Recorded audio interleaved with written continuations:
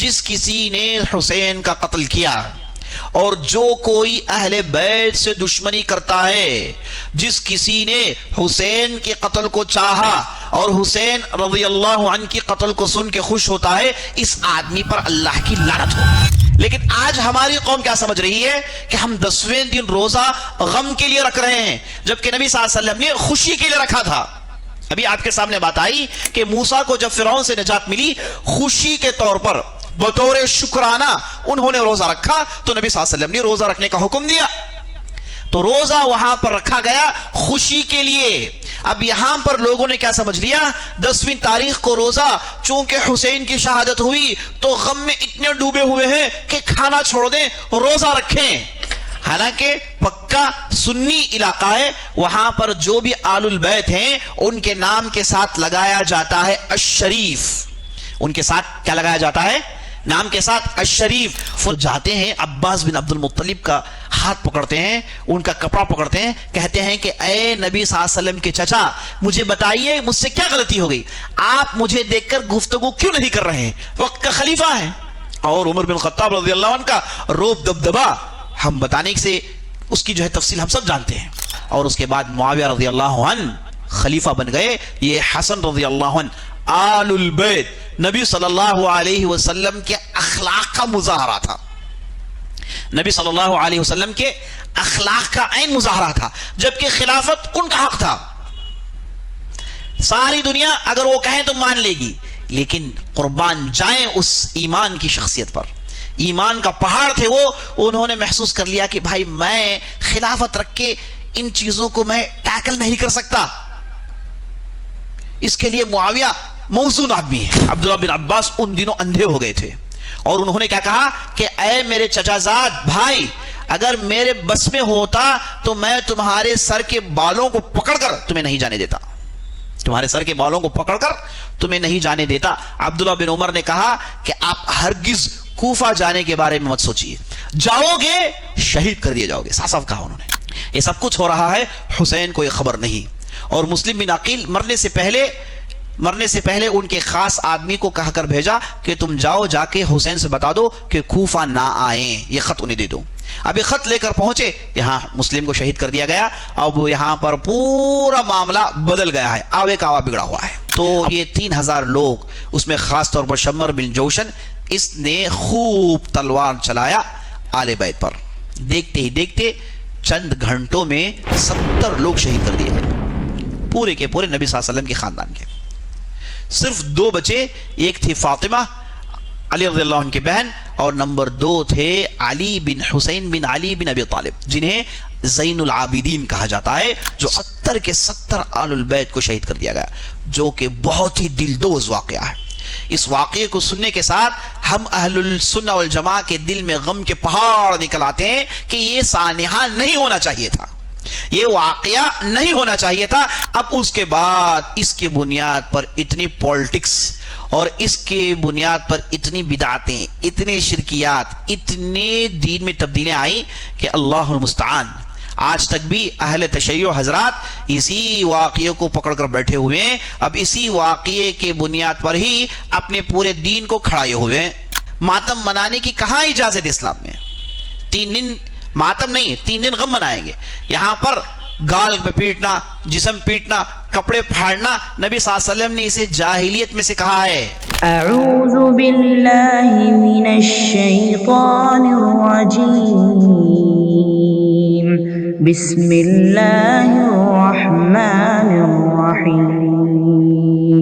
ان الحمد للہ نحمده ونستعینه ونستغفره ونعوذ بالله من شرور أنفسنا ومن سيئات أعمالنا، من يهده الله فلا مضل له ومن يضلل فلا هادي له، وأشهد أن لا إله إلا الله وحده لا شريك له، وأشهد أن محمدا عبده ورسوله۔ يا أيها الذين آمنوا اتقوا الله حق تقاته ولا تموتن إلا وأنتم مسلمون۔ يا أيها الناس اتقوا ربكم الذي خلقكم من نفس واحدة، خلق منها زوجها وبث منهما رجالا كثيرا ونساء، واتقوا الله الذي تساءلون به والأرحام إن الله كان عليكم رقيبا۔ يا أيها الذين آمنوا اتقوا الله وقولوا قولا سديدا يصلح لكم أعمالكم ويغفر لكم ذنوبكم ومن يطع الله ورسوله فقد فاز فوزا عظيما. أما بعد، فقال الله تبارك وتعالى: من يشاقق الرسول من بعد ما تبين له الهدى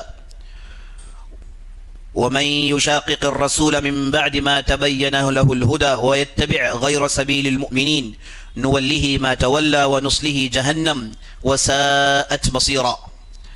وقال عليه الصلاة والسلام: إن أفضل الشهور عند الله بعد رمضان شهر الله المحرم.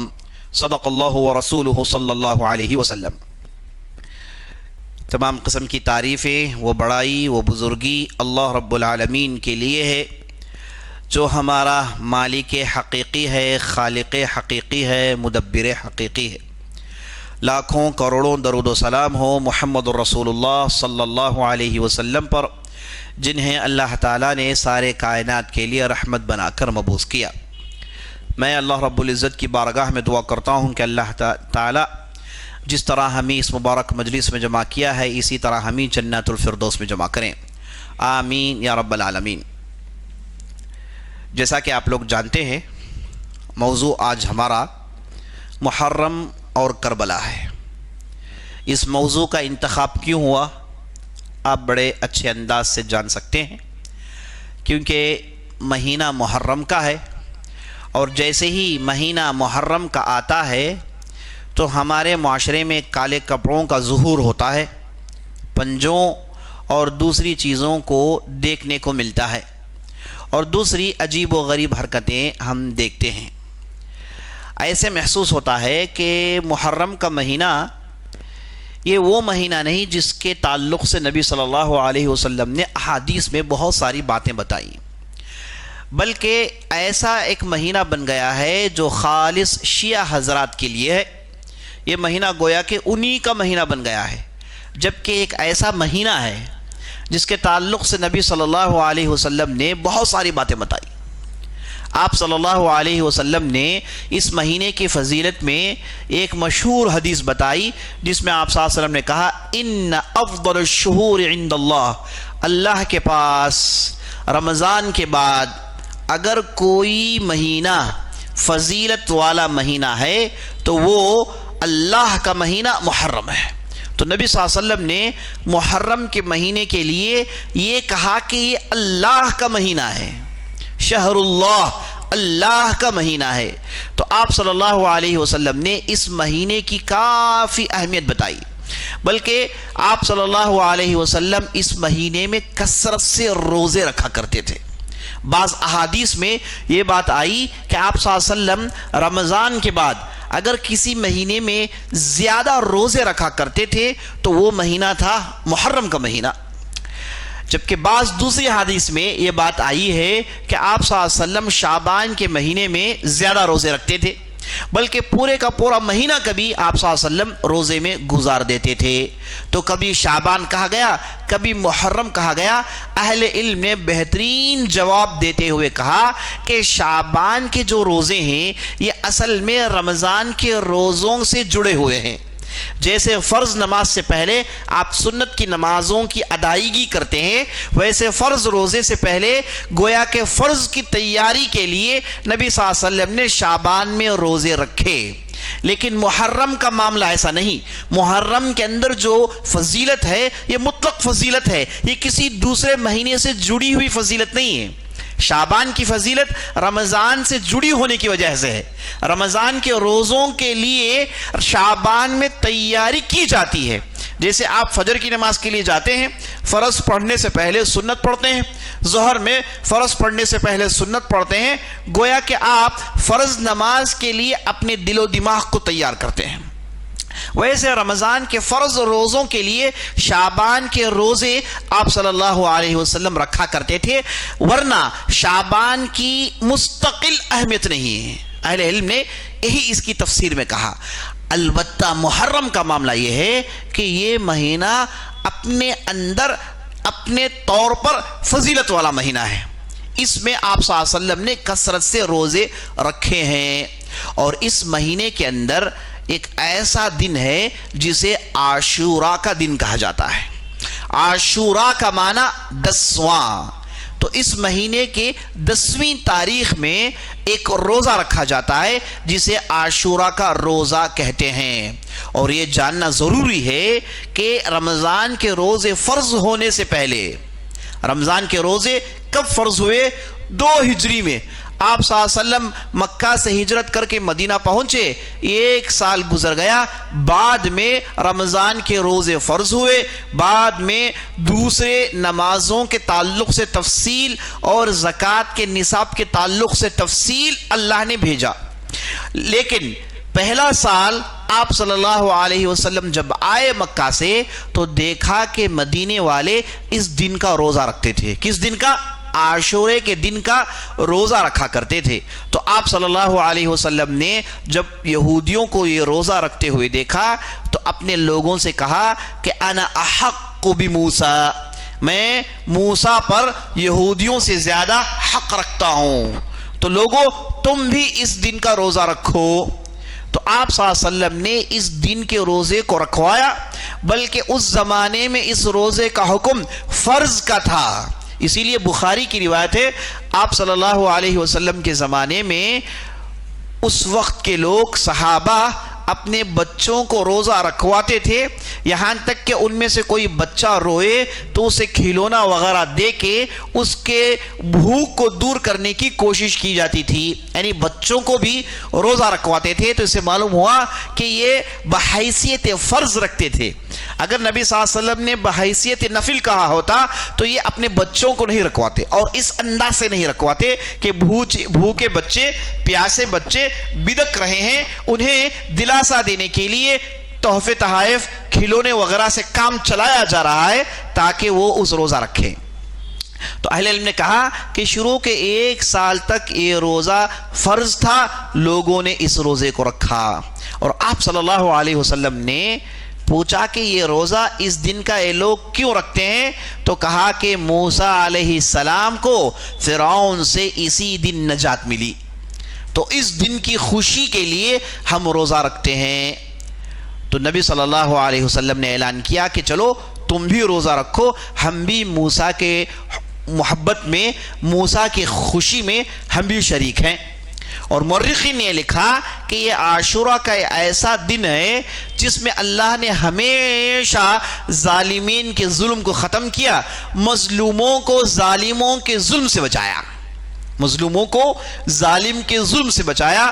اور جتنی بھی تاریخی واقعات انبیاء علیہ السلام کے دیکھتے ہیں تو انہیں اپنی قوموں سے نجات ملی، قوموں کو برباد کر کے اللہ نے مومنین کی حفاظت کی تو وہ اسی دن میں کیا تھا. ایک تاریخی روایت ہے.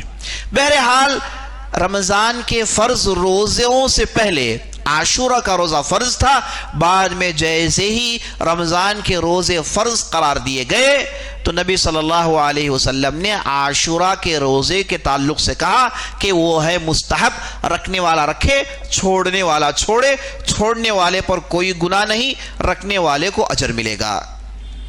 تو یہ جو محرم کا مہینہ ہے، اس تعلق سے یہ بھی ہم کو جاننا ہے کہ اسلام میں 4 مہینے حرام مہینے ہیں. 4 مہینے حرام مہینے ہیں. اللہ نے قرآن میں کہا، ارشاد فرمایا کہ من یوم خلق السماوات والارض منہا 4 حرم. اللہ نے جب سے زمین بنایا تب سے 12 مہینے ہیں، تب سے 12 مہینے ہیں. ان میں سے 4 مہینے حرام مہینے ہیں.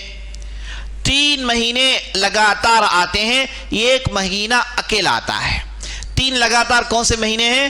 ذو القعدہ، ذو الحجہ، محرم، اور 1 اکیلا مہینہ رجب.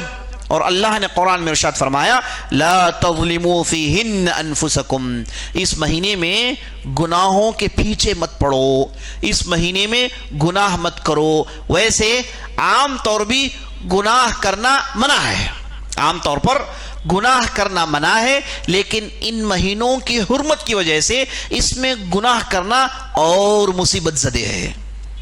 جیسے شراب پینا نعوذ باللہ حرام ہے، لیکن اگر کوئی آدمی مکہ جا کر شراب پیے، نعوذ باللہ، اس مکان، اس جگہ کی حرمت ہے. یہاں پر لوگ آتے ہیں اللہ کی طرف رجوع کرتے ہیں، لیکن یہ ظالم یہاں آ کر بھی اس کی وہ برائی چھوڑ نہیں پاتا، تو اس کے اندر کتنی برائی اور یہ آدمی کتنا برا ہے، اور اس اعتبار سے اسے جو سزا ملے گی اور سنگین اور سختر ہوگی۔ تو یہ جو 4 مہینے ہیں یہ جاہلیت کے زمانے سے بلکہ اس سے پہلے زمانے سے یہ حرام مہینے رہے، اس میں اپنے اوپر ظلم کرنا یعنی گناہ کرنا منع ہے۔ اچھا، اس مہینے کو حرام مہینے اس لیے بھی کہا جاتا ہے، اس میں جاہلیت کے زمانے سے لڑائی لڑنا، جنگ کرنا حرام قرار دیا گیا تھا، یہاں تک کہ مشرکین مکہ بھی ان مہینوں میں لڑائی نہیں لڑتے تھے۔ ان مہینوں میں اپنے ہتھیار ڈال کے حج کے لیے لوگ جایا کرتے تھے، اور رجب کے مہینے میں تجارت کے لیے جایا کرتے تھے۔ اس لیے جاہلیت کے زمانے سے یہ 4 مہینوں کی حرمت، اسے پابندی کے ساتھ اس پر عمل کیا جاتا تھا۔ تو محرم کا مہینہ اس اعتبار سے بھی کافی اہمیت والا مہینہ ہے، اور نبی صلی اللہ علیہ وسلم نے جب اس مہینے کے روزے کو یعنی عاشورہ کے روزے کو مستحب قرار دیا تو ایک مرتبہ آپ صلی اللہ علیہ وسلم اپنی وفات سے پہلے کہتے ہیں، اگر میں آئندہ سال زندہ رہوں تو میں اس 10ویں روزے کے ساتھ، اس 10ویں تاریخ کے روزے کے ساتھ میں 9ویں تاریخ میں بھی روزہ رکھوں گا، یعنی ایک دن اس کے ساتھ جوڑ لوں گا تاکہ یہودیوں کی مخالفت ہو، تاکہ یہودیوں کی مخالفت ہو۔ تو جب نبی صلی اللہ علیہ وسلم نے آخری زمانے میں یہ بات کہی تو معلوم ہوا کہ رمضان کے روزوں کے ساتھ ساتھ اس روزے کی بھی پابندی کی جاتی تھی، لوگ 10ویں دن روزہ رکھتے تھے، مستحب کے اعتبار سے رکھتے تھے، لیکن نبی صلی اللہ علیہ وسلم نے کہا آئندہ سال میں زندہ رہوں گا، اس کے ساتھ ایک اور روزہ جوڑ لوں گا تاکہ یہودیوں کی مخالفت ہو۔ ہماری شریعت کی بنیاد ہے نا یہ یہودیوں کی مخالفت، عیسائیوں کی مخالفت اس کے بنیاد میں سے ہے، یعنی آپ وہ کام مت کریں، وہ عبادت نہ کریں جو یہ لوگ کرتے ہیں۔ ہماری عبادات یونیک ہیں، ہماری عبادات انوکھی ہیں، ہماری عبادات میں شرک کا شائبہ نہیں ہے، ان کے پاس شرک اور دوسری چیزیں مکسیشن ہے، اس لیے ہماری عبادتیں ان کی عبادتیں نہ ہوں، ان کی عبادتیں جیسی نہ ہوں، اس لیے ہماری شریعت نے شروع سے پابندی کی کہ ہماری عبادتیں ان کی عبادتیں جیسی نہ ہوں۔ جیسے آپ دیکھتے ہیں نماز میں بعض اوقات کو حرام قرار دیا گیا ہے کہ نہیں، جیسے فرض کے بعد، فجر کے بعد، عصر کے بعد کہا جاتا ہے کہ بھائی اس میں آپ نماز مت پڑھیے، اس میں نفل نماز، سنت نماز مت پڑھیے کیونکہ یہ حرام وقت ہے، بالکل زوال ہے، بالکل چاند آپ کے سر پر چڑھ آیا ہے، آپ کی کوئی چھاؤں نکل نہیں آ رہی ہے، ایسے صورت میں کہا گیا کہ آپ عبادت مت کرو۔ ان اوقات کو حرام کیوں قرار دیا گیا؟ وہ اس لیے کہ ان اوقات میں دوسرے مذہب والے، دوسرے دین کے اتباع کرنے والے اپنی اپنی عبادت کرتے ہیں، مجوس سورج کی عبادت اس وقت کرتے ہیں، تاکہ ہم ان کی عبادت کے موقع پر ہماری عبادت نہ کریں، دیکھنے والوں کو ایک دوسرے سے کے برابر ہیں، ایک دونوں جیسے سیم ہیں یہ نہ سمجھیں، اس لیے شریعت نے شروع سے کہا کہ بھائی ہماری عبادتیں مستقل ہیں، ہماری عبادتیں عبادت ہیں، ان کی عبادتیں کلچر ہے، ان کی عبادتیں ٹریڈیشن ہیں، ان کی عبادتیں ہم جیسی عبادتیں نہیں۔ تو بہرحال نبی صلی اللہ علیہ وسلم نے کہا کہ یہودیوں کی مخالفت ہونا ضروری ہے، تو اہل علم نے کہا کہ سب سے بہتر طریقہ عاشورہ کے روزے کا یہ ہے کہ آپ 9 تاریخ، 10 تاریخ اور 11 تاریخ ان 3 دن کے روزے رکھیں، ان 3 دن کے روزے رکھیں۔ 9 تاریخ کیوں بھائی؟ احتیاط کے طور پر۔ 11 تاریخ کیوں بھائی؟ مخالفت ہو جائے۔ اگر کوئی آدمی 9-10 رکھتا ہے تو بھی صحیح ہے، اگر کوئی 10-11 رکھتا ہے تو بھی صحیح ہے، اگر کسی نے صرف 10ویں دن کا روزہ رکھا وہ بھی صحیح ہے، اس کا روزہ انشاءاللہ ہو جائے گا۔ تو آنے والا پیر، منگل اور چاشمبا آپ کے لیے کیا ہے؟ روزے کا ہے، بلکہ پورا ہفتہ روزے کا ہے ماشاءاللہ۔ اس کے بعد آپ کو ایام 20 آ جاتے ہیں مہینے کے 3 روزے کا، تو آئندہ آنے والا ہفتہ اگر پورا ہفتہ کسی نے روزے رکھا تو وہ ڈھیر ساری نیکیاں کمانے والا ہے۔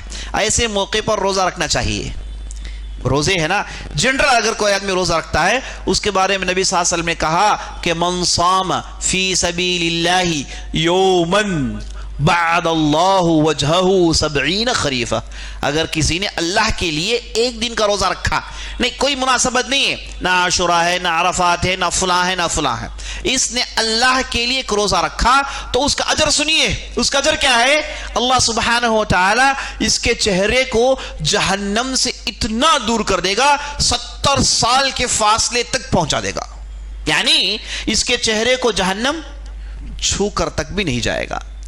اگر کسی نے ایک دن کا روزہ اللہ کے لیے رکھا ہو تو اب تصور کریں آپ, ایک ہفتے کا روزہ, ماشاءاللہ تبارک اللہ. اب ہماری قوم ایسی ہے, رمضان کے روزوں کے علاوہ دوسرے روزوں کے بارے میں بات مت کریے, ہے نا, ان کے پاس دوسرے روزوں کے بارے میں کہتے ہیں فرض ہے, نہیں یہ نہیں رکھیں گے ہم, ہے نا. نفل روزے رکھا کریے. جو آدمی نفل روزے رکھتا ہے اس روزے کا مزہ ہی کچھ اور ہے نا. اور اس کے بعد رمضان کے روزے رکھنے میں ڈر نہیں ہوگا. بعض لوگ روزہ رکھتے ہی نہیں ہے, سیدھا رمضان کا روزہ آ گیا تو گھبرا جاتے ہیں, بھوکا کیسے رہوں گا میں, یہ کیسے رہوں گا میں کیسے ٹیکل کروں گا, پریشان رہتے ہیں. تو نفل روزے رکھنا چاہیے. اور آپ صلی اللہ علیہ وسلم کو روزہ بہت پسند تھا.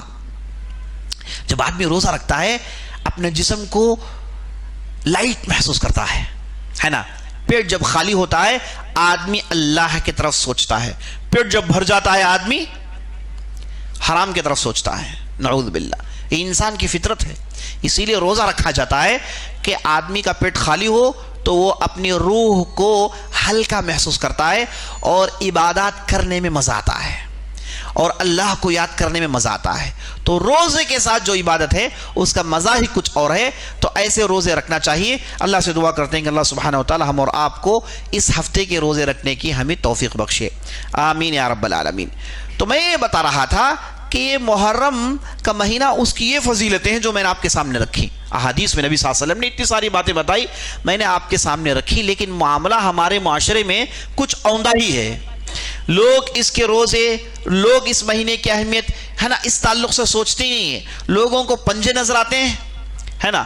اب اس کے بعد نظر آتے ہیں شیعہ حضرات, وہ اپنے کپڑوں کے ساتھ, پتہ نہیں اس سے پہلے انہوں نے یوم غدیر منایا, اب اس کے بعد اب یہ غم مناتے ہیں, ماتم مناتے ہیں, ہے نا, روتے ہیں, پیٹتے ہیں, کپڑوں کو پھاڑتے ہیں, تعزیہ پیٹتے ہیں, خون کے فوارے نکلتے ہیں, پولیس والے دیکھ کے گھبراتے ہیں. اس کے بعد وہ ٹھان لیتے ہیں کہ مسلمانوں کے قریب ہم نہ آئیں, کیونکہ یہ تو اپنے جسم سے خون نکال رہی ہے قوم, اگر متبھڑ ہو جائے تو ہمارے جسموں سے بھی نکال دیں, ہے نا.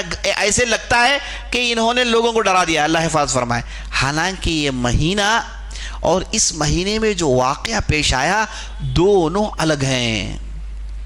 ہاں, حسین رضی اللہ عنہ کو شہید کیا گیا 10ویں تاریخ کو, ہے کہ نہیں, اور ہم روزہ رکھتے ہیں, نبی صلی اللہ علیہ وسلم نے اسے مستحب قرار دیا.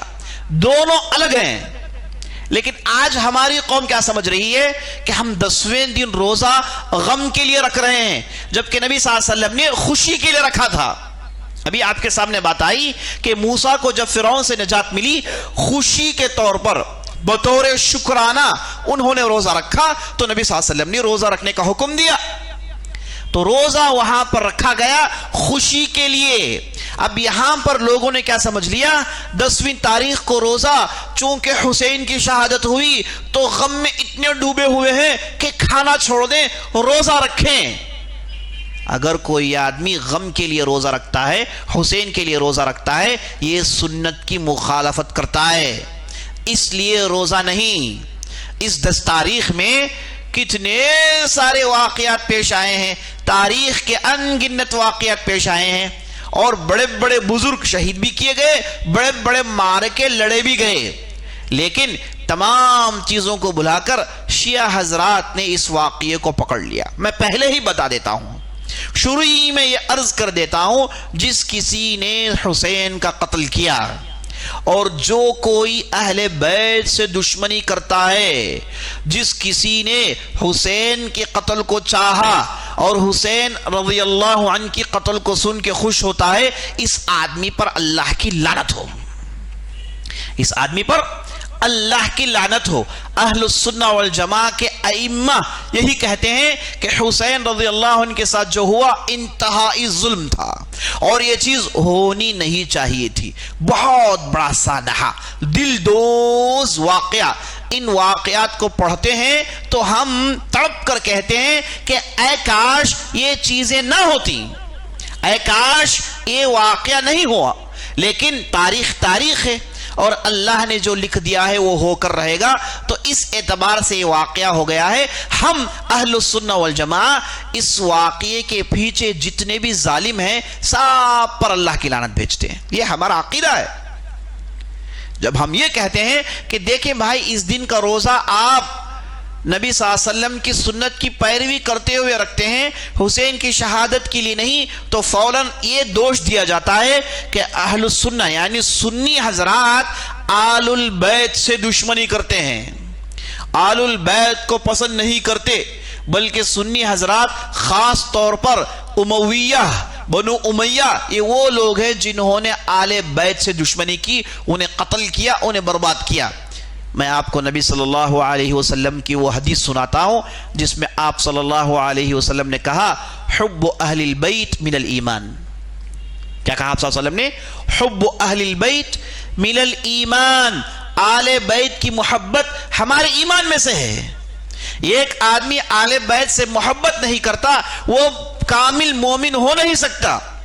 ہم آپ صلی اللہ علیہ وسلم کے خاندان والوں کے ساتھ انتہائی ہمدردی رکھتے ہیں, انتہائی محبت کرتے ہیں اور ان کے ساتھ محبت کا مظاہرہ کرتے ہیں. ان کا بغض ہم ہمارے ایمان کے خلاف سمجھتے ہیں. اور نبی صلی اللہ علیہ وسلم نے کہا اللہ اللہ فی اصحابی, ایک دوسری جگہ فی آل بیتی, اے لوگو میرے خاندان والوں کے ساتھ اچھا سلوک کرو, ان کے معاملات میں چوکنا ہو جاؤ, کہیں تم سے بدسلوکی نہ ہو. تو خلفاء راشدین نے بھی ہمیں یہی سکھایا ہے. میں عمر بن خطاب کا ایک واقعہ آپ کے سامنے نقل کیے بغیر رہ نہیں سکتا. عمر بن خطاب کے زمانے میں عمر بن خطاب رضی اللہ عنہ نے کہا کہ نبی صلی اللہ علیہ وسلم کی مسجد کے آس پاس جو بھی لوگ رہتے ہیں ان کے گھروں کے نالیوں سے پانی مسجد میں گرتا ہے. اگر بارش پڑے تو لوگوں کے چھتوں سے جو پانی ہے وہ نالیوں کی شکل میں نکل کے مسجد نبوی کے صحن میں پانی پڑتا تھا. تو عمر بن خطاب نے کہا کہ ان نالیوں کو نکال دیا جائے کیونکہ یہ مسجد کی توہین ہے. پانی آپ کو بہانا ہے کہیں اور بہائیے, مسجد نبوی مت بہائیے. تو حکم ہوا تو سب گھروں کے نالیوں کو نکال دیا گیا. وہاں پر عباس بن عبد المطلب کا بھی گھر تھا, ان کے گھر سے بھی نالی نکال دیا گیا. اور جیسے ہی ان کے گھر سے نالی نکالا گیا عباس بن عبد المطلب کو غصہ آ گیا. عباس بن عبد المطلب کو غصہ آ گیا اور وہ عمر بن خطاب سے چہرے دیکھ کر بات کرنے سے اعراض کرتے تھے.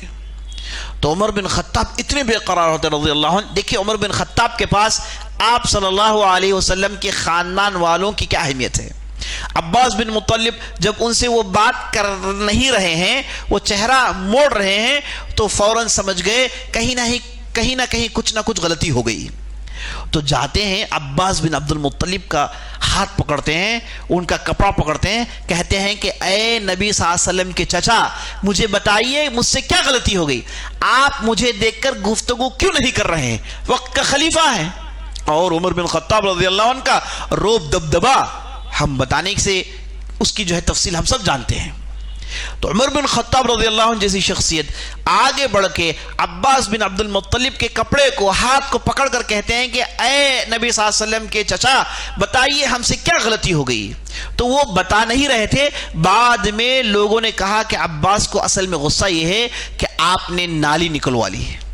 تو فوراً انہوں نے عباس سے کہا کہ آپ آئیے, آپ اپنے ہاتھوں سے ہی اس نالی کو رکھ لیجئے. تو عباس بن عبد المطلب عمر بن خطاب کے کھاندے پہ چڑھتے ہیں, چڑھ کر اس نالی کو ٹھونستے ہیں.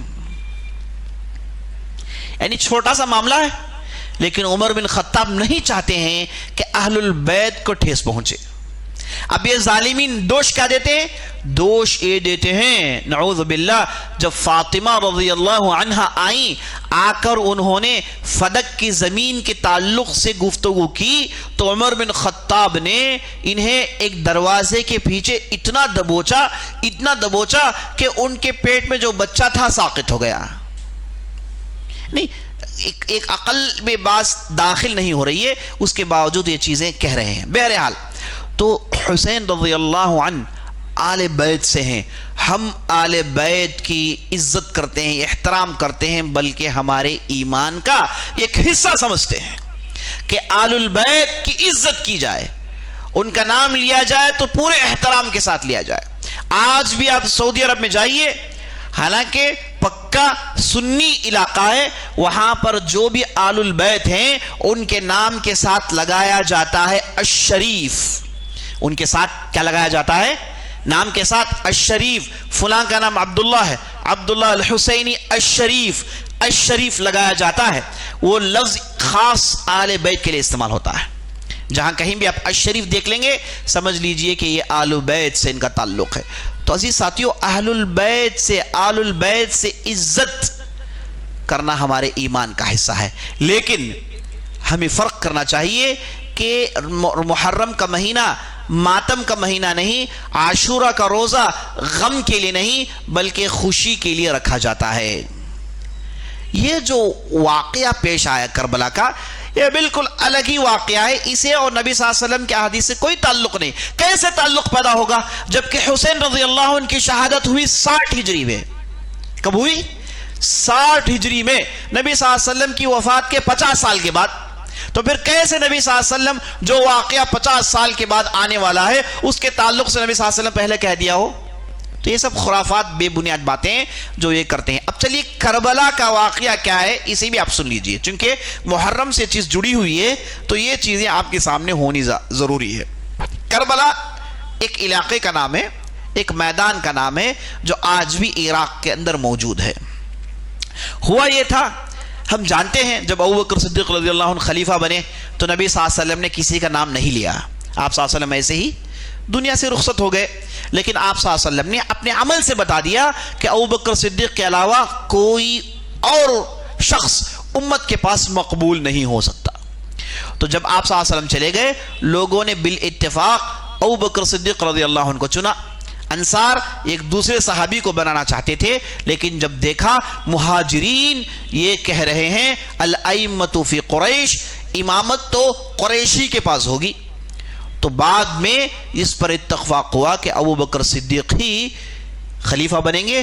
وہ قریشی تھے، آپ صلی اللہ علیہ وسلم کے گہرے ساتھی تھے، ان کے مقابلے کا کوئی اور نہیں. تو عمر بن خطاب آگے بڑھتے ہیں، ان کے ہاتھ میں بیعت کرتے ہیں، ان کی خلافت شروع ہو جاتی ہے. تو ان کی خلافت ختم ہوئی تو ابوبکر صدیق رضی اللہ عنہ نے بالاتفاق نام لے کر کہا کہ میرے بعد خلیفہ عمر ہوگا، میرے بعد خلیفہ عمر ہوگا، عمر رضی اللہ عنہ کے علاوہ کوئی اور نہیں ہوگا. لوگوں نے کہا کہ عمر سخت مزاج لگتے ہیں، تو ابوبکر صدیق نے کہا خلافت کی بوجھ انہیں نرم کر دے گی.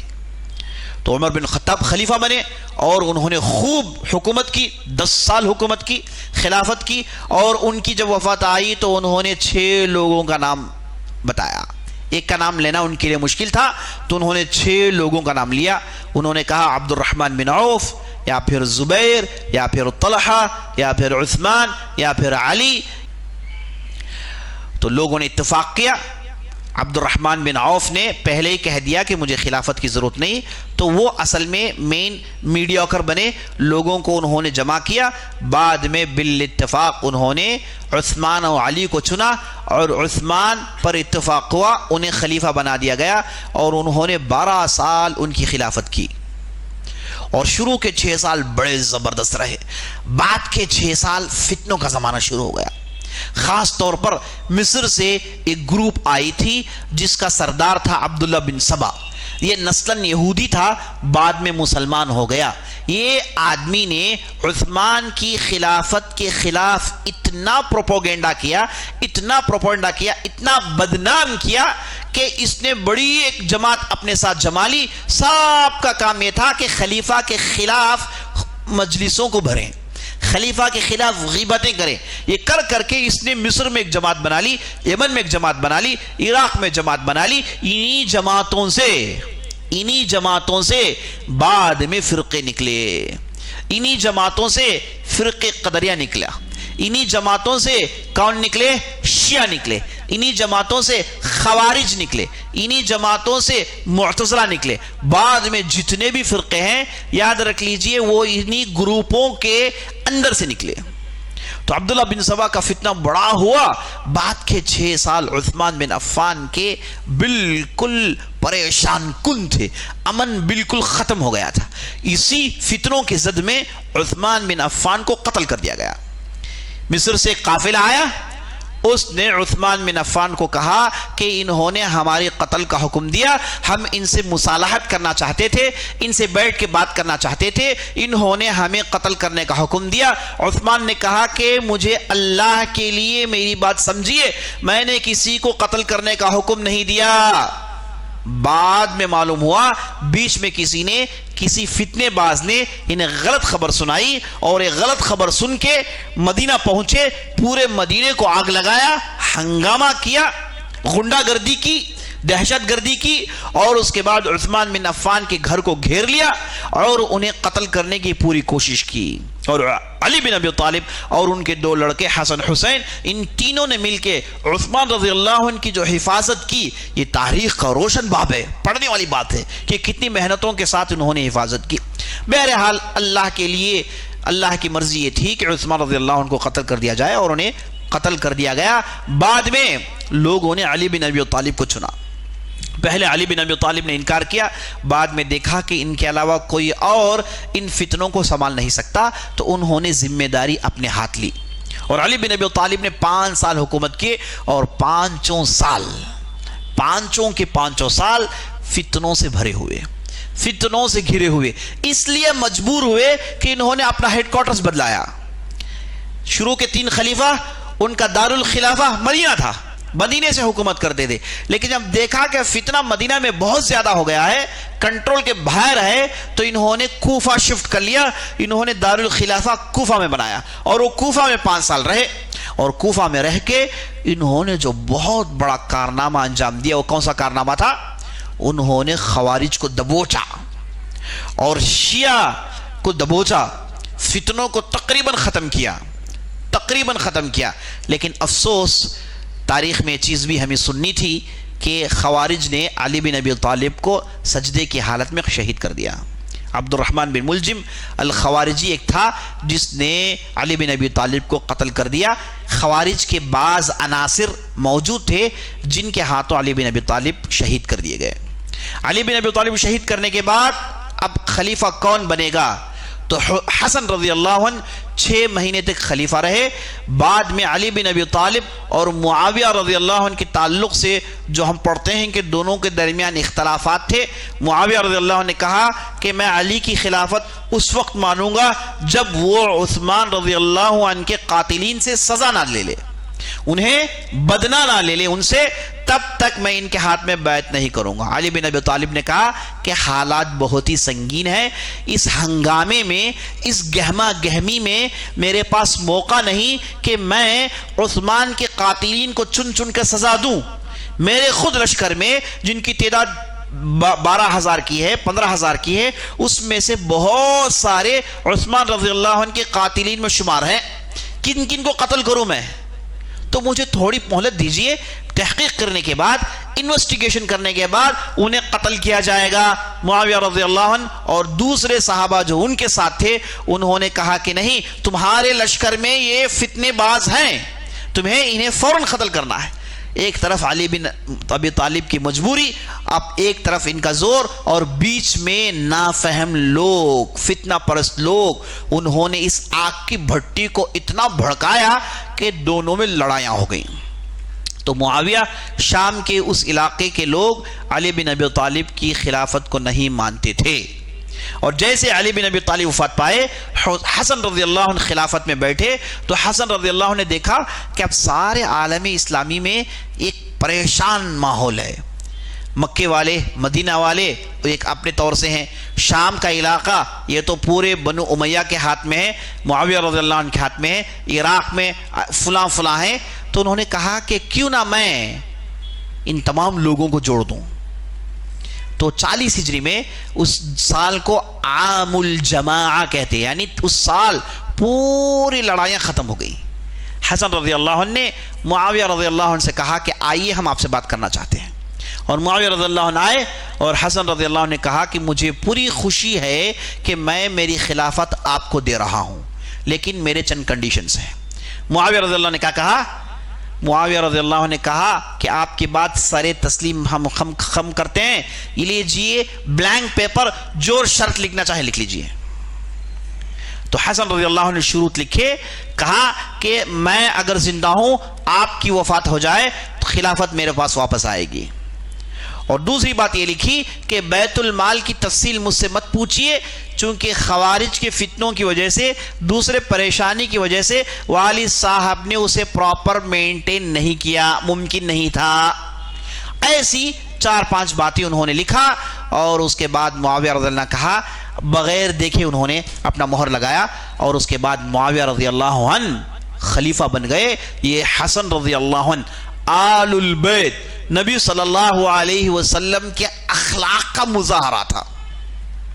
نبی صلی اللہ علیہ وسلم کے اخلاق کا عین مظاہرہ تھا، جبکہ خلافت ان کا حق تھا. ساری دنیا اگر وہ کہیں تو مان لے گی، لیکن قربان جائیں اس ایمان کی شخصیت پر. ایمان کا پہاڑ تھے وہ. انہوں نے محسوس کر لیا کہ بھائی میں خلافت رکھ کے ان چیزوں کو میں ٹیکل نہیں کر سکتا. اس کے لیے معاویہ موزون آدمی ہے، اور ان کی جو سوچ تھی 101% صحیح تھی. اور جس دن سے معاویہ نے معاملات کو سنبھالا، 20 سال تک، 20 سال تاریخ گواہ ہے، 20 سال تک انتہائی امن کا ایام.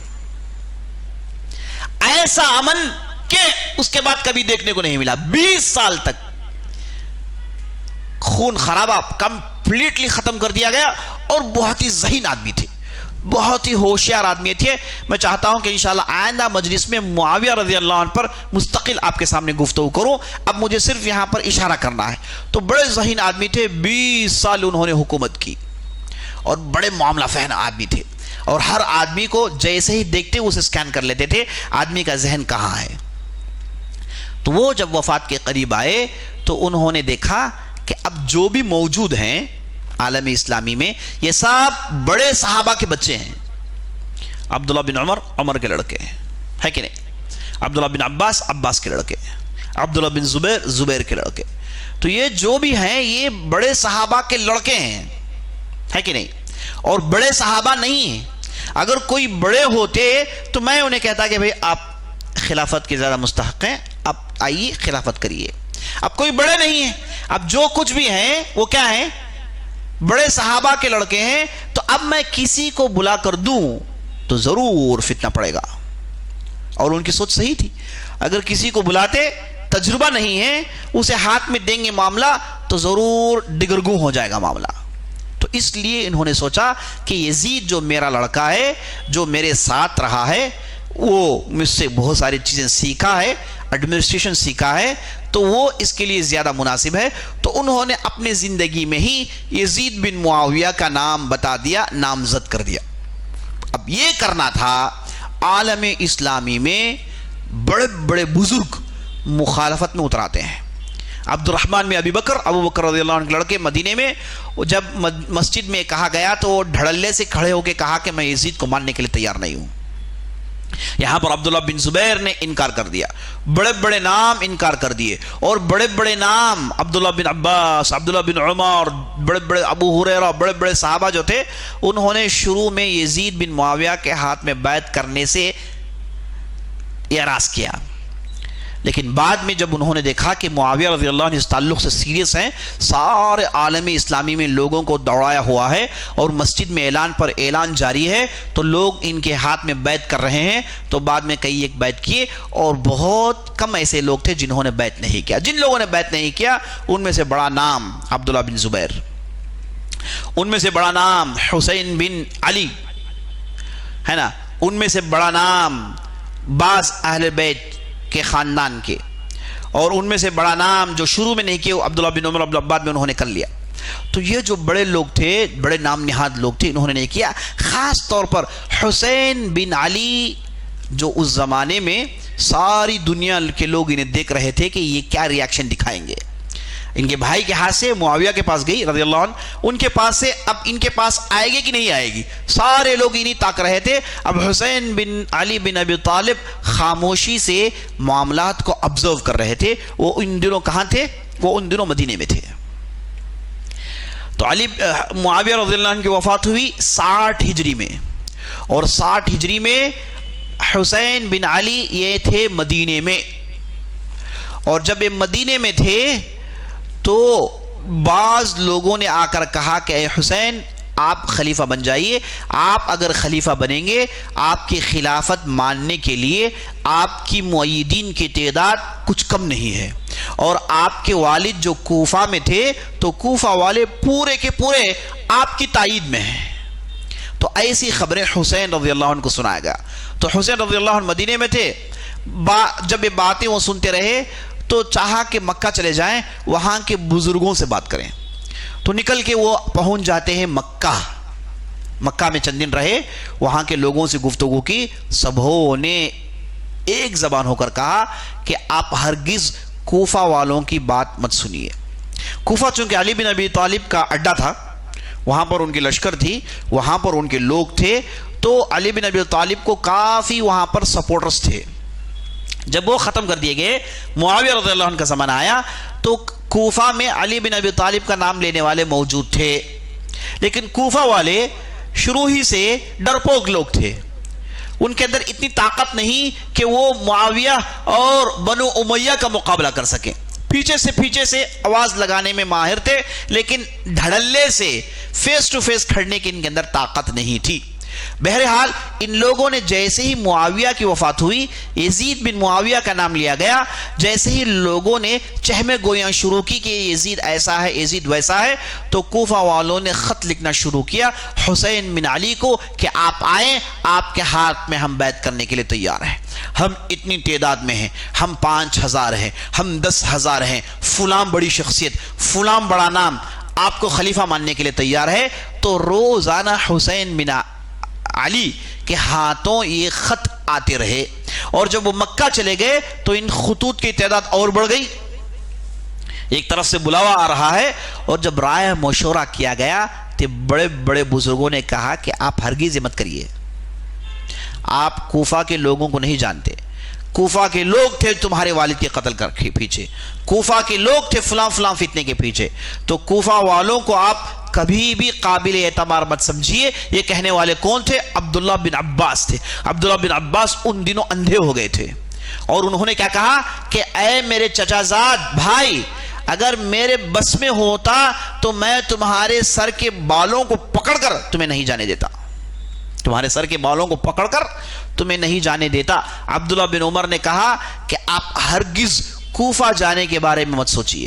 جاؤ گے شہید کر دیے جاؤ گے. صاف صاف کہا انہوں نے، جاؤ گے شہید کر دیے جاؤ گے. لیکن جب حسین اڑے رہے تو عبداللہ بن عمر نے یہ کہہ کے ان سے رخصت لی کہ میں تمہاری موت پر الوداع کہتا ہوں.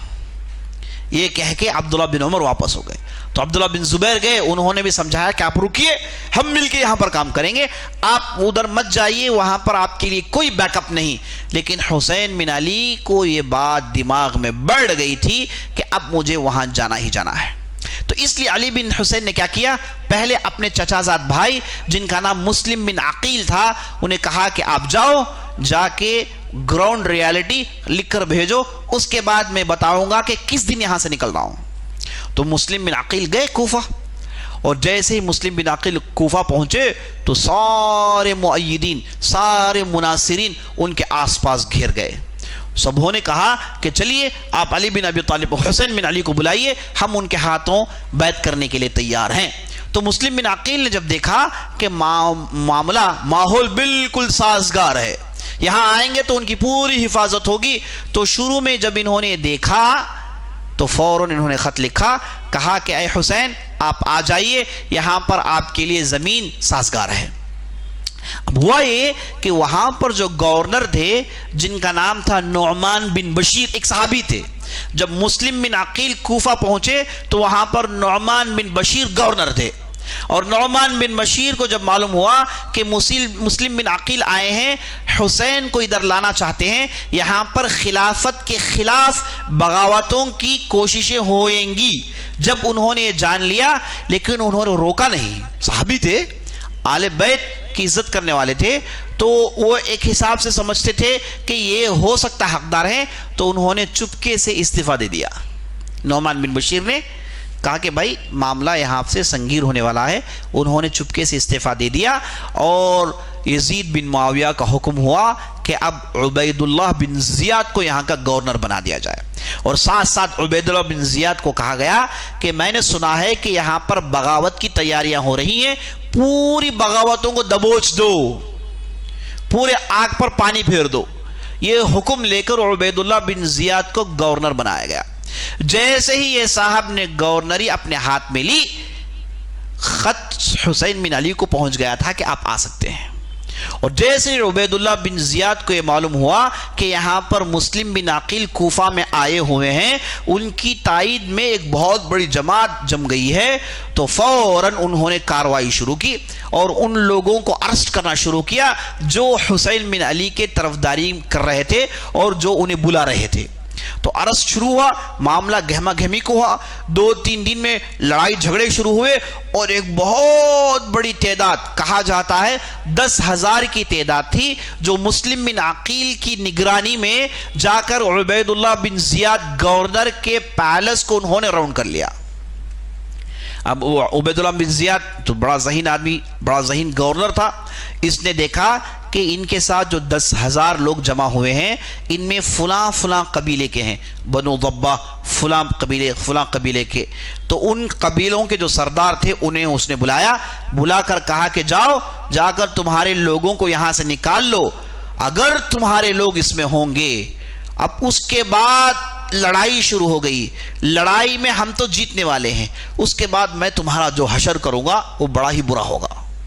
یہ کہنا تھا، قبائل کے سردار دوڑ کر انہوں نے اپنے لوگوں سے کہا کہ چلو بھائی، چلو۔ صبح جو 10,000 کی تعداد تھی مسلم بن عقیل کے ساتھ، عصر کی نماز آتے آتے ان کے آس پاس صرف 30 لوگ ہیں، ان کے آس پاس صرف 30 لوگ ہیں، باقی سب بھاگ گئے، ڈر گئے۔ اب سبوں نے سمجھا کہ گھر میں بیٹھنے ہی میں عافیت ہے۔ اب خود حسین بن علی کو پہنچ گیا، یہ تھا 60 ہجری کا 8واں ذی الحجہ، جب حاجی پورے مینا میں ہیں، یہاں پر یہ واقعات چل رہے ہیں۔ اب اس کے بعد وہاں سے خط نکلا، پہنچا، واقعات ہوئے، کئی ایک واقعات ہوئے، بعد میں حسین یہاں سے جو خط آ گیا تھا اس کی بنیاد پر انہوں نے تیاری شروع کی۔ اس کے بعد یہ محرم کے مہینے میں روانہ ہوئے، محرم کے مہینے میں لگ بھگ 25-30 دن کے بعد وہ یہاں سے روانہ ہوئے۔ اب یہ نکلے، اب ان کا رخ تھا سیدھے عراق کی طرف۔ اب جیسے عراق کے قریب آئے، عبید اللہ بن زیاد کو خبر پہنچ گئی کہ یہاں پر حسین بن علی آ رہے ہیں، اور اس کے بعد عبید اللہ بن زیاد نے کیا کیا مسلم کے ساتھ، مسلم بن عقیل جو تھے، جن کے پاس صرف 30 لوگ باقی تھے، یہ دوڑ کر ادھر ادھر ہو گئے، اور مسلم بن عقیل جا کر ہانی بن مروہ نامی ایک مشہور ہستی ان کے گھر میں رہتے ہیں، اور ہانی بن مروہ ان کی پوری طرفداری کرتے ہیں۔ آخرکار ہانی کو بھی شہید کر دیا جاتا ہے۔ انہوں نے نہیں بتایا کہ میرے گھر میں مسلم ہے، مسلم بن عقیل میرے گھر میں۔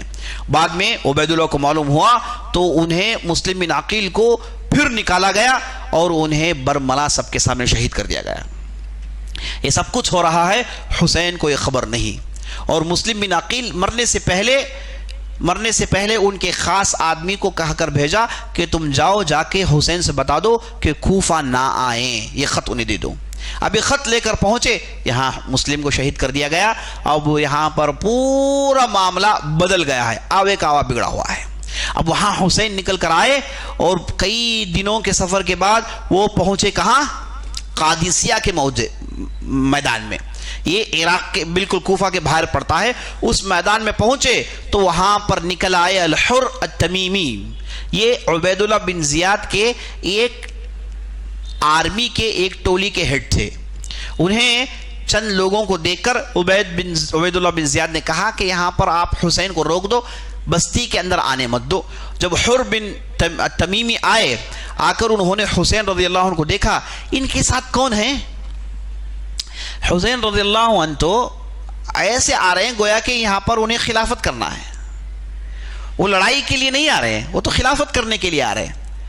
उनके चेहरे में खुशी है, उनके साथ लोग खुश खुश आए हुए, उन्हें नहीं मालूम यहाँ पर उनके लिए क्या साजिशें रची जा रही हैं। वो आए तो उन्होंने अपने साथ 70 लोगों को लाया, उसमें से खुद उनके खानदान के हैं, उनके भाई की फैमिली है, उनके चचा की फैमिली है, अपने पूरे 70 के 70 लोग, 72 लोग कहा जाता है, सब आले बैत से थे, सब आले बैत से थे, सब इन्हीं को लेकर आए हैं। इनके पास कुछ तलवार नहीं, बिल्कुल नॉर्मल सफर है उनका। तो हुर तमीमी आए, उन्होंने देखा कि ये क्या तैयारी के साथ आए हैं।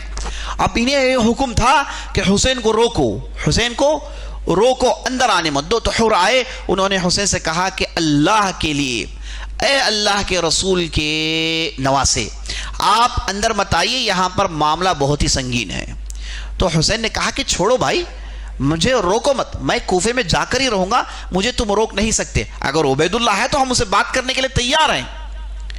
हुर ने काफी कोशिश की, लेकिन हुसैन रज़ियल्लाहु अन्हु रुक नहीं रहे थे, वो मुसलसल आगे बढ़ रहे थे। तो हुर जाके उबैदुल्लाह से बता दिए कि ये रुकने वाले नहीं है। तो उबैदुल्लाह ने एक दूसरे जालिम को भेजा जिसका नाम था शम्मर इब्नुल जौशन। इसे उबैदुल्लाह ने मारने को नहीं कहा, कहा कि अगर वो नहीं माने ताकत के जरिए से रोको, वो अगर नहीं रुके ताकत के जरिए से उन्हें रोक दो, उन्हें अंदर आने मत दो। क्योंकि उबैदुल्लाह बिन ज़ियाद को मालूम है कि अगर ये शहर के अंदर आ जाएं तो हो सकता है कि इनके सपोर्टर्स इन्हें देखकर फिर उमड़ आए, फिर मामला और बिगड़ जाएगा। तो बस्ती के बाहर रोकने में आफियत है। तो अब इस बार ये जो जालिम शुम्मर आया, ये तो ऐसे महसूस होता है, ये जालिम ये पहले से खून का प्यासा था, ये तलवार चलाना चाहता था और जोर से रोकना चाहता था, उबैदुल्लाह को खुश करना चाहता था, ऐसे ही महसूस होता है। वो आया, उसने हुसैन रज़ियल्लाहु अन्हु से कहा कि तुम रुक जाओ, बल्कि उसने ये नहीं कहा कि तुम रुक जाओ, बल्कि उसने हुसैन से कहा कि तुम सरेंडर हो जाओ। आले बैत अली बिन अबी तालिब के लड़के सरेंडर। तो हुसैन ने कहा कि सरेंडर नहीं हो सकते हम। देखो भाई, अगर तुम मुझे पसंद नहीं करते, अंदर छोड़ना नहीं चाहते, तो मुझे छोड़ दो, मैं वापस मक्का चले जाता हूं, या तो फिर मुझे छोड़ दो, मैं यजीद बिन मुआविया से मेरी गुफ्तगू कर लूंगा, या फिर मुझे छोड़ दो, मैं कहीं और जहां अल्लाह की राह में जिहाद हो रहा है वहां जहां के जिहाद लड़के अल्लाह को खुश कर लूंगा। ये 3 तुम्हारे पास ऑप्शन है। लेकिन ये जालिम, इसने चाहा कि इन्हें सरेंडर करें, अरेस्ट करके इन्हें उबैदुल्लाह के सामने ले जाना चाहता था। हालांकि हुसैन शुरू में अंदर जाना चाहते थे, जब देखा कि मामला बड़ा ही संगीन है, मार धाड़ का मामला हो सकता है, तो उन्होंने कहा कि भाई वापस जाने के लिए मैं तैयार हूं। लेकिन इस बार शम्मर ने क्या कहा कि वापस जाने की बात नहीं, बल्कि तुम्हें सरेंडर करने का हुक्म है। तो जब उसने जबरदस्ती सरेंडर करना चाहा, उन्हें अरेस्ट करना चाहा, तो हुसैन बिन अली रुकने कहाँ वाले थे, उनकी तलवार निकल गई। और जैसे उनकी तलवार निकली तो उनके साथ जो नौजवान आले बैत थे, उनमें नेक इंसान, नेक लोग, पाक दामन लोग, अल्लाह के रसूल सल्लल्लाहु अलैहि वसल्लम के नस्ल से ताल्लुक़ रखने वाले बिल्कुल ज़बरदस्त लोग, इनके गिरबानों से भी, इनकी नियामों से भी तलवार निकल आया। अब जैसे तलवार निकल आए, रुकना मुश्किल है, यहां से भी तलवारें हैं, यहां से भी तलवारें हैं, मार शुरू हो गया, ये एक मार लग गया, अब उसके बाद रुकता नहीं, याद रख लीजिए आप।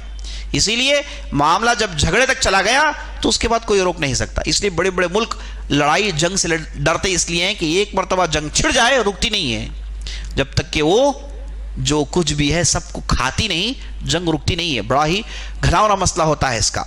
तो हो गया लड़ाई, खतरनाक लड़ाई शुरू हो गई। अब शम्मर बिन जौशन के पास 3000 के लश्कर है, अब यहां पर सिर्फ 70 लोग हैं यहां पर, और ये लोग बिल्कुल लड़ाई का मूड नहीं है। हुसैन बिन अली, उनके नियाम से तलवार इसलिए निकली कि ये साहब ने सरेंडर करने को कहा है, जबरदस्ती कर रहा है आदमी, जबरदस्ती वो पकड़ के झगड़ रहा है। तो उन्होंने कहा कि झगड़ कैसे सकते हो मुझसे, तलवार निकल गई। तो ये 3000 लोग, उसमें खास तौर पर शम्मर बिन जौशन, इसने खूब तलवार चलाया आले बैत पर। देखते ही देखते چند گھنٹوں میں 70 لوگ شہید کر دیے گئے، پورے کے پورے نبی صلی اللہ علیہ وسلم کے خاندان کے۔ صرف 2 بچے، ایک تھی فاطمہ علی رضی اللہ عنہ کی بہن، اور نمبر 2 تھے علی بن حسین بن علی بن ابی طالب، جنہیں زین العابدین کہا جاتا ہے، جو آگے چل کے بڑا نام ہوا، بڑے بزرگ بنے۔ اس وقت وہ چھوٹے تھے، اب انہی کے ذریعے سے نسل ہے، ورنہ پورے ختم۔ 70 کے 70 آل البیت کو شہید کر دیا گیا، جو کہ بہت ہی دلدوز واقعہ ہے۔ اس واقعے کو سننے کے ساتھ ہم اہل السنہ والجماعہ کے دل میں غم کے پہاڑ نکل آتے ہیں کہ یہ سانحہ نہیں ہونا چاہیے تھا، یہ واقعہ نہیں ہونا چاہیے تھا، لیکن جیسے کہا جاتا ہے ہیٹ آف دا مومنٹ، یہ چیز ہو گئی، اور دیکھتے ہی دیکھتے 70 لوگ شہید کر دیے گئے۔ اور اس کے بعد یہ شمر بڑی خوشی سے عبید اللہ کے پاس پہنچا، اور اس نے کہا کہ یہاں پر ہم نے لڑائی لڑی، ہم نے اتنے لوگوں کو شہید کر دیا۔ تو عبید اللہ کو بھی کافی غم ہوا، جب یزید بن معاویہ کے معلوم ہوا تو وہ بھی کافی غمگین ہوئے۔ یہ جو 2 لوگ بچ گئے تھے، گئے کہاں؟ انہیں یزید بن معاویہ کے پاس پہنچایا گیا۔ یزید بن معاویہ ان دونوں کے ساتھ انتہائی بہترین سلوک کرنے کے بعد ان دونوں کو واپس سیفٹی کے ساتھ مدینہ پہنچاتے ہیں، اور یہ اعلان کرتے ہیں کہ کوئی ان کے ساتھ چھڑخانی نہیں کرے گا۔ اب کر کیا سکتے ہیں، وہ ایک واقعہ ہو گیا ہے نا۔ اس کے بعد عبید اللہ بن زیاد نے کہا کہ ہم لڑائی نہیں چاہتے تھے، ہو گیا۔ بعد میں شمر بن جوشن ظالم کا ذکر پتہ ہی نہیں چلتا، کہا جاتا ہے کہ بعد میں سے شہید کر دیا گیا ہے۔ اس طریقے سے واقعہ پیش آیا۔ یہ جس دن پیش آیا وہ تھا 10 محرم، اس دن یہ واقعہ پیش آیا۔ اب اس کے بعد اس کے بنیاد پر اتنی پولیٹکس اور اس کے بنیاد پر اتنی بدعتیں، اتنے شرکیات، اتنے دین میں تبدیلیاں آئیں کہ اللہ المستعان۔ آج تک بھی اہل تشیع حضرات اسی واقعے کو پکڑ کر بیٹھے ہوئے ہیں، اب اسی واقعے کے بنیاد پر ہی اپنے پورے دین کو کھڑائے ہوئے ہیں۔ ہر بار اسی کا ذکر، ہر بار اسی کا ذکر۔ ماتم منانے کی کہاں اجازت ہے اسلام میں؟ 3 دن ماتم نہیں، 3 دن غم منائیں گے۔ یہاں پر گال میں پیٹنا، جسم پیٹنا، کپڑے پھاڑنا، نبی صلی اللہ علیہ وسلم نے اسے جاہلیت میں سے کہا ہے۔ آج ہمارے معاشرے میں یہ واقعات ہو رہے ہیں، تو آج کے ہم اس مختصر درس میں ہم نے دیکھا کہ کربلا اور محرم کا کوئی تعلق نہیں، صرف اس اعتبار سے کہ کربلا کا واقعہ محرم کے 10 تاریخ میں پیش آیا، ورنہ محرم کی فضیلت، محرم کا روزہ یہ احادیث سے ثابت ہے۔ اس میں ہم روزہ رکھتے ہیں خوشی منانے کے لیے، ماتم منانے کے لیے نہیں ہے۔ تو انشاءاللہ ہم ہفتے کے ان مجالس میں، آنے والے مجالس میں، ہم شیعہ کی تاریخ، شیعہ سے، اہل تشیع سے جڑی ہوئی انہی باتوں کو آپ کے سامنے لانے کی کوشش کریں گے۔ ایک ہمارا پرانا ایک سلسلہ رہا جس میں ہم نے شیعہ کی تاریخ پر گفتگو کی تھی، لیکن وہ گم ہو گیا، وہ ریکارڈنگز وغیرہ گم ہو گئے۔ تو ہم چاہتے ہیں کہ اس تاریخ کو ہم دوبارہ سامنے لائیں تاکہ حقائق لوگوں کو معلوم ہو۔ تو اللہ سے ہم دعا کرتے ہیں ہم نے جو بھی کہا ہے، جو بھی سنا ہے، اس کے مطابق عمل کرنے کی توفیق بخشے۔ موضوع کے متعلق کوئی سوال ہے تو کریے گا انشاءاللہ۔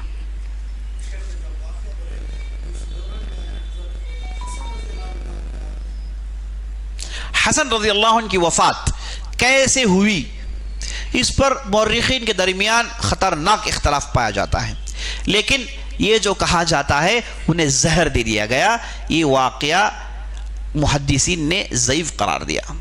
امام ذہبی وغیرہ کے دوسرے محدثین نے کہا کہ یہ واقعہ سچا واقعہ نہیں۔ ان کی وفات کیسے ہوئی؟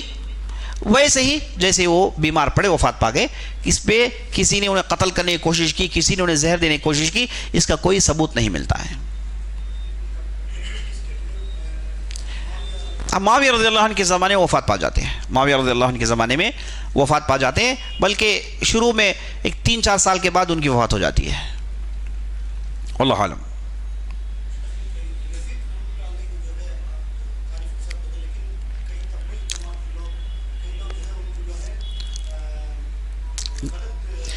دیکھیے یزید بن معاویہ رحمہ اللہ کہیے، ہے نا، یزید بن معاویہ کہیے، دیکھیے وہ نہ صحابی تھے، نہ ان کا شمار تابعین میں ہوتا ہے، بلکہ وہ ایک مدت تک خلیفہ رہے، بعد میں وفات پا گئے۔ انہوں نے جو بھی نیکیاں کی، جو بھی برائیاں کی، یہ اللہ فیصلہ کرنے والا ہے، وہ لوگوں میں سے ایک لوگ تھے۔ اب ہم نہ انہیں ٹارگٹ کر کے ان پر لعنت بھیجیں، نہ ٹارگٹ کر کے ان کے حد سے زیادہ انہیں بڑھا دیں. وہ ایک شخص تھے، رہے چلے گئے، ان کی خوبیاں بھی تھی، ان کی خامیاں بھی تھی، بس اس سے زیادہ ہم ان کے تعلق سے کچھ نہیں کہیں گے. انہیں شیعوں سے بچانے کے لیے ان کے حق میں زیادہ کرنا بھی غلط ہے، اور انہیں دشمن ثابت کرنا وہ بھی غلط ہے. وہ لوگوں میں سے ایک لوگ تھے، نہ وہ صحابی تھے نہ وہ تابعین تھے، بس اتنا. لیکن ان کی خلافت میں بہت سارے کارنامے ہوئے. ان کی خلافت میں سب سے بڑا جو کارنامہ ہوا وہ تھا کہ ان کی خلافت میں کشتیوں میں سوار ہو کے بڑے بڑے لڑائی لڑے گئے. سمندری لڑائیاں جو تھی ان کے زمانے میں بہت زیادہ ہوئی. ان کے خلافت کے بھی بہت سارے کارنامے ہیں، واللہ اعلم.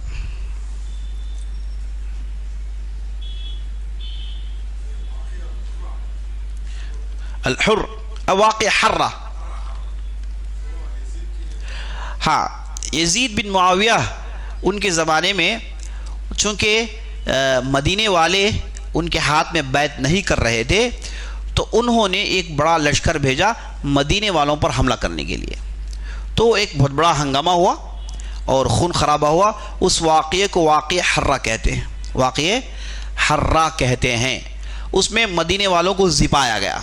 جو لوگ بیعت نہیں کر رہے تھے وہ دوڑ کر مکہ وغیرہ چلے گئے. اسی میں کہا جاتا ہے کہ عبداللہ بن عباس، فلاں فلاں، حسین، یہ سب ہے نا، دوڑ کر یہ لوگ مکہ چلے گئے تھے. کہا جاتا ہے کہ اسی وجہ سے تو مدینے والوں کو زپانے کی کوشش کی گئی تھی، چونکہ وہ لوگ بیعت نہیں کر رہے تھے. یہ ان کے زمانے میں ہوا. صحیح بات ہے بالکل، واللہ عالم.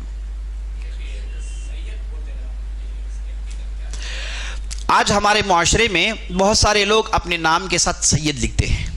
اس میں بہت سارے سچے بھی ہیں اور بہت سارے جھوٹے بھی ہیں. سچے اس اعتبار سے کہ بعض خاندان ایسے ہیں جو اپنے پاس شجرہ رکھے ہوئے ہیں. شجرہ سے مراد یہ کس کے لڑکے تھے، ان کے والد صاحب کس کے لڑکے تھے، ان کے دادا صاحب کس کے لڑکے تھے. تو یہ جو شجرہ ہے بعض لوگ اپنے پاس رکھے ہوئے ہیں جو سیدھے نبی صلی اللہ علیہ وسلم کے خاندان تک پہنچتا ہے. اگر کسی کے پاس یہ شجرہ ہو، اگر کسی نے اپنے خاندان کے معتبر لوگوں سے سنا ہو، تو انشاءاللہ وہ سید ہوں گے اور ان کے نام کے سامنے سید لکھنے میں کوئی حرج نہیں. لیکن بعض لوگ صراحتاً جھوٹ بولتے ہیں تاکہ اپنے خاندان کی اہمیت کو بڑھائیں، تو یہ تو اللہ کے پاس پکڑے جائیں گے. نبی صلی اللہ علیہ وسلم نے حدیث میں کڑی وعید سنائی ہے، اس آدمی پر لعنت ہو جس نے اپنی نسبت ایک ایسے گھرانے سے کی جس کے وہ نہیں ہیں. تو کڑی وعید نبی صلی اللہ علیہ وسلم نے سنائی ہے. اور خاص طور پر نبی صلی اللہ علیہ وسلم کے خاندان سے ریلیشن پیدا کرنا جبکہ وہ نہیں ہے تو گناہ اور بڑھ جائے گا. ٹھیک ہے نہیں؟ تو اس اعتبار سے اگر وہ سچی واقعی نبی صلی اللہ علیہ وسلم کے خاندان سے ہیں تو وہ اپنے نام کے ساتھ سید لکھتے ہیں، تو انشاءاللہ کوئی حرج نہیں، اور یہ ان کے لیے شرف کی بات ہے. لیکن یہاں پر ایک چیز جو ہمیں سمجھنی چاہیے کہ کوئی بھی آدمی آل بیت کے ہونے کی وجہ سے جنت میں جا نہیں سکتا. جنت میں وہ اس وقت جائے گا جب وہ اپنے اعمال کو درست کرے گا، اپنے عقیدے کو درست کرے گا، ہے نا. جیسے عام لوگوں کے لیے جنت میں جانے کی کنڈیشنز ہے، وہی کنڈیشنز ان پر بھی لاگو ہوتے ہیں. یا آل البیت ہونے کی وجہ سے انہیں بغیر عمل کے، بغیر عقیدے کی صفائی کے انہیں معاف کر دیا جائے گا، انہیں جنت میں ڈال دیا جائے گا. ایسے کہاں بھی ذکر نہیں ہے. نبی صلی اللہ علیہ وسلم نے اس کا کہیں پر بھی ذکر نہیں کیا ہے. اور اہل البیت کے اعتبار سے جو شرف انہیں حاصل ہوتا ہے وہ مجموعی طور پر، کیا مطلب؟ مجموعی طور پر، یعنی یہ خاندان و اہل البیت ہیں، ٹھیک ہے، ان کے لیے عزت ہے. لیکن فردی اعتبار سے کوئی یہ فخر و غرور نہیں کرے گا اور یہ کہہ کے یہ نہیں کہے گا کہ میں آل البیت ہوں تو میں فلاں فلاں ہوں. نہیں، کسی کے لیے اس کی اجازت نہیں ہے. آل البیت میں ہے تو یہ ان کے لیے ایک فخر کی بات ہے، لیکن کسی کے ساتھ کھڑ کے فخر سے کہنا کہ میں ہوں، تم وہ خاندان سے ہو، اس میں اسلام کی اجازت نہیں ہے. اسے اسلام نے کبھی بھی انٹرٹین نہیں کیا ہے. تو اہل البیت ہونے کے اعتبار سے کوئی آدمی جنت میں جا نہیں سکتا جب تک کہ وہ بھی پراپر ایمان نہیں لاتے، جب تک کہ وہ پراپر عمل نہیں کر لیتے. جیسے عام لوگوں کے لیے کنڈیشن ہے وہی کنڈیشن ان پر لاگو ہوتا ہے. واللہ اعلم.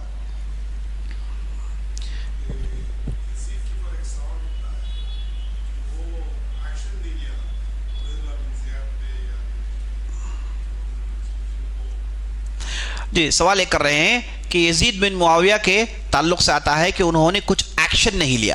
یعنی مطلب انہیں کیا کرنا تھا, انہیں عبیدہ بن زیاد کو پکڑنا تھا, یا پھر انہیں حر بن جوشن کو پکڑنا تھا, قتل کرنا تھا, فلاں کرنا تھا. دیکھیے آپ اس زمانے کے اعتبار سے سوچئے, یزید بن معاویہ وہ سارے عالم اسلامی کے خلیفہ ہیں, ڈھیر سارے مسائل روز ان کے بارگاہ میں پیش آتے رہتے ہیں, سب کو ان کا حل دینا پڑتا ہے نا. اور اس اعتبار سے جب تک کہ پوری تحقیق نہیں ہوتی وہ کس پر کارروائی کرتے. ہاں ان سے جو ہوا انہوں نے کیا, بڑے عزت کے ساتھ, جو خاندان والے بچ گئے تھے انہیں واپس کیا. اب جو لوگ اس میں ڈائریکٹ انوالو تھے ان کے بارے میں تو کہا جاتا ہے کہ انہیں بعد میں قتل کر دیا گیا تھا. بعد میں یہ جو واقعہ ہے, اس واقعے کے ایک سال کے بعد بعض کوفہ والے مومنین جمع ہوئے, انہوں نے ایک لشکر تیار کی, اور جن لوگوں نے آل البیت کو قتل کیا انہیں ان لوگوں نے قتل کیا ہے, جنہیں جیش المؤیدین کچھ کہا جاتا ہے, ٹھیک سے نام میرے ذہن میں فی الحال نہیں آ رہا ہے. تو ایک سال کے بعد وہ بھی واقعہ پیش آیا جس میں اس معاملے میں جو ڈائریکٹ انوالو تھے اسے لوگوں نے ہی قتل کر دیا تھا. اس اعتبار سے, اور دوسری بات آپ ہمیشہ یاد رکھیے کہ یہ جو تاریخی جو بھی باتیں ہیں, تاریخی کتابیں, ان میں بہت ساری باتیں یقینی طور پر نہیں کہا جا سکتا, اور تاریخ کی کتابوں میں قدیم زمانے سے شیعہ حضرات نے حملہ کیا ہوا ہے, جھوٹ گھڑ کے انہوں نے بہت ساری کتابوں میں ایڈ کیا ہوا ہے. اسی لیے امام احمد بن حنبل کہتے ہیں تاریخ کی کتابوں کا کوئی اصول نہیں, یعنی ان میں سے بہت ساری باتیں قابل اعتبار نہیں, بہت ساری چیزیں غلط ملت ہو گئی ہیں. میں نے آپ کے سامنے جو بھی باتیں رکھی, جو معتبر علماء نے اپنی کتابوں میں لکھی, جو باتیں ثابت شدہ ہیں وہ میں نے آپ کے سامنے رکھا. اب یہ کہیں پر بھی ہم نہیں کہہ سکتے کہ یزید بن معاویہ نے کوئی ایکشن نہیں لیا, یہ بھی نہیں کہہ سکتے کہ انہوں نے ایکشن لیا, کیونکہ اس کا ثبوت نہیں ہے. جو چیزوں کا ثبوت تھا وہ آپ کے سامنے آ گیا. جب ثبوت نہیں ہے, کہیں پر بھی نہیں کہا گیا کہ یزید بن معاویہ سننے کے بعد وہ خاموش رہے, انہوں نے ایکشن نہیں لیا, یہ کہیں پر بھی اس کا ذکر نہیں ملتا, کیونکہ یہاں پر کوئی معتبر اہل علم نے کلام نہیں کیا ہے. جو بھی باتیں ثابت شدہ ہیں, جو بھی باتیں اہل علم نے اپنی کتابوں میں لکھی ہیں, کٹ چھٹ کے بہت ساری تفصیل, کٹ چھٹ کے جو چیزیں بہت ہی ضروری ہیں, جو چیزیں ہمارے اسلام کی بنیادوں سے ٹکراتے نہیں, عقیدوں سے ٹکراتے نہیں, ان چیزوں کو جمع کے سمیٹ کے آپ کے سامنے رکھا گیا ہے. اس میں اس اعتبار سے یزید بن معاویہ کے تعلق سے ہم یہ نہیں کہہ سکتے کہ انہوں نے ایکشن لیا, یہ بھی نہیں سکتے کہ وہ خاموش رہے, کیونکہ ثبوت نہیں ہے. واللہ اعلم. ٹھیک ہے, مجلس ختم کرتے ہیں. سبحانک اللہم و بحمدک, اشہد ان لا الہ الا انت, استغفرک.